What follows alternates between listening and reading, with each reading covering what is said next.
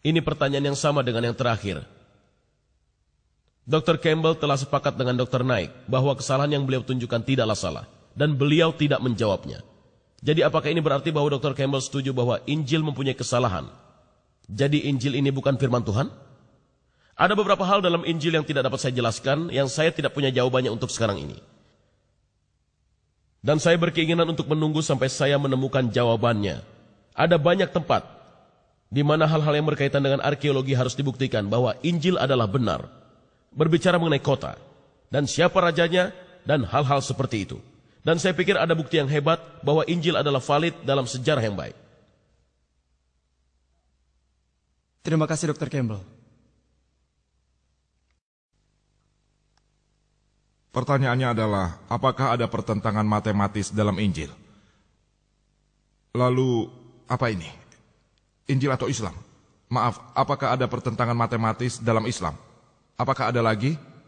Apa itu Injil atau Islam? Saya tidak tahu. Saya akan jawab itu pasti Injil.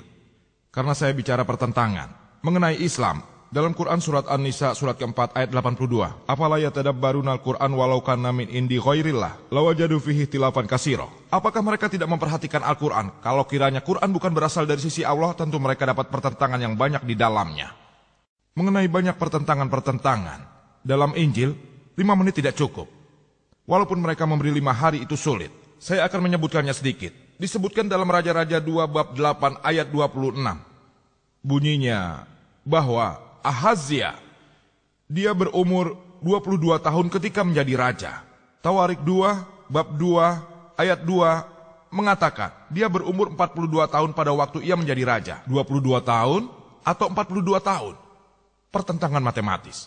Lebih jauh lagi, dalam Tawarik 2 bab 21 ayat 20 dikatakan, Yoram, ayah Ahazia, dia berumur 32 tahun pada waktu ia menjadi raja dan 8 tahun. Ia memerintah di Yerusalem. Ia meninggal pada umur 40. Tiba-tiba Ahazia menjadi raja berikutnya pada umur 42 tahun. Ayahnya meninggal pada usia 40. Bagaimana mungkin seorang anak berusia 2 tahun lebih tua daripada ayahnya? Percayalah, walaupun itu di film-film Hollywood, cerita itu sulit untuk dibuat.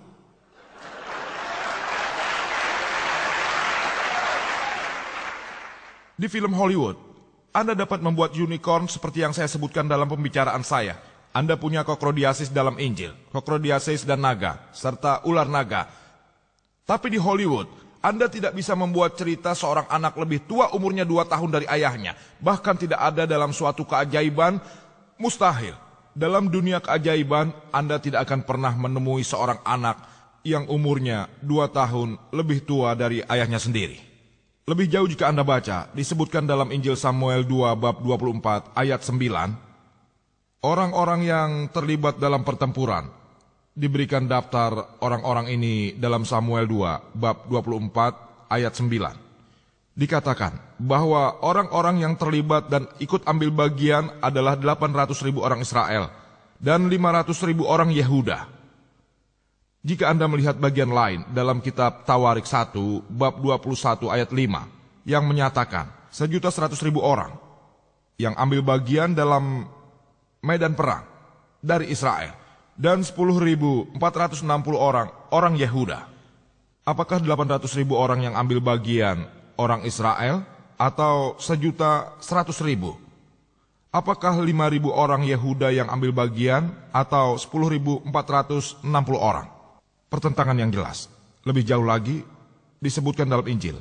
Dalam Samuel 2 bab 6 ayat 23 bahwa Misal binti Saul tidak punya anak laki-laki. Samuel 2 bab 21 ayat 8. Misal binti Saul punya 5 anak laki-laki.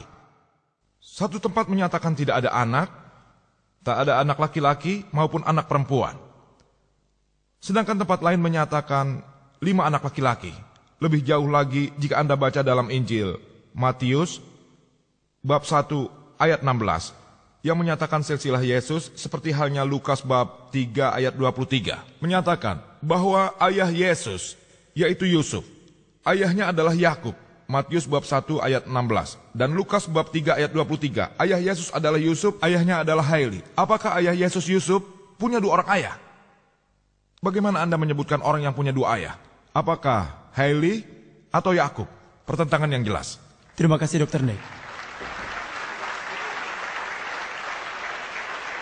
Kami mohon Anda semua tinggal sejenak bersama kami selama 2 menit. Kita kedatangan seorang sarjana Islam internasional yang terkenal di sini yang telah hadir di antara kita, Dr. Jamal Badawi. Dan atas nama Badan Penelitian Islam, merupakan suatu kehormatan bagi kami kalau beliau berkenan melantik atau meresmikan buku yang baru saja ditulis oleh Dr. Zakir Naik, The Quran and Modern Science, Compatible or Incompatible. Kepada Dr. Jamal Badawi, kami persilakan untuk meresmikan buku yang baru saja diterbitkan dan dicetak beberapa hari yang lalu dan dirilis di sini, di Chicago, dalam sebuah peristiwa yang tepat.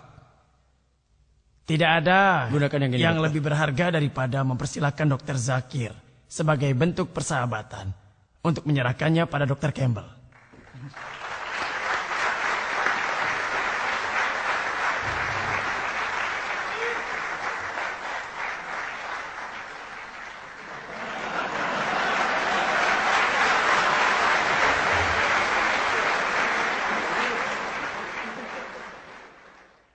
Karena kami mempunyai salinan yang terbatas, jadi kami mohon ini hanya diperuntukkan bagi para tamu non-muslim untuk datang kemari untuk mengambil salinan ini jika tertarik sebelum meninggalkan auditorium ini.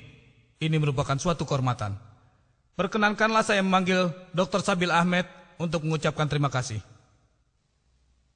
Atas nama Persaudaraan Islam Amerika Utara IKNA, saya sangat berterima kasih atas kesabaran Anda dan para tamu yang terhormat yang memberikan penampilannya yang terbaik bagi kita semua yang ada di sini. Subhanakallahumma wa bihamdik wa asyhadu an la ilaha illa anta wa astaghfiruka wa natubu ilaih. Assalamualaikum warahmatullahi wabarakatuh.